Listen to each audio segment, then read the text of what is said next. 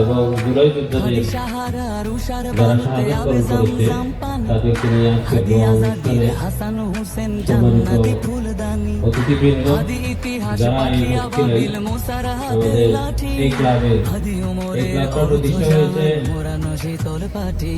24 সালের 5 আগস্টের স্বৈরাচার পতনের পরে জুলাই যোদ্ধাদেরকে স্মরণে রেখে আমি তাদের একটু নামে অভিবাদন জানাতে চাই।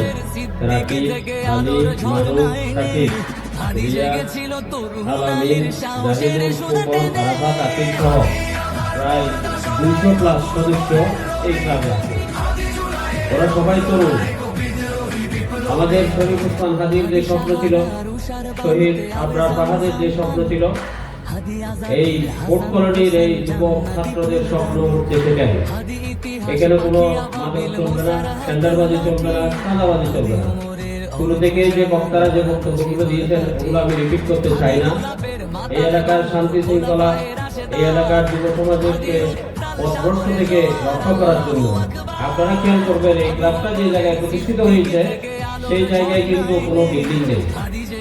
আমাকে অনেক গার্ডিয়ানই বলেছেন যে তোমরা এই ক্লাবটা দেওয়ার কারণে আমাদের মেয়েরা নিরাপদে দিক দিয়ে আসা যাওয়া করতে পারে, আমাদের অন্য কোনো কিছু দরকার নেই। এটা কি আমাদের জন্য কম বাবা? আলহামদুলিল্লাহ, এরকম পজিটিভ কাজে আমাদের এই যুব সমাজ এগিয়ে আসবে।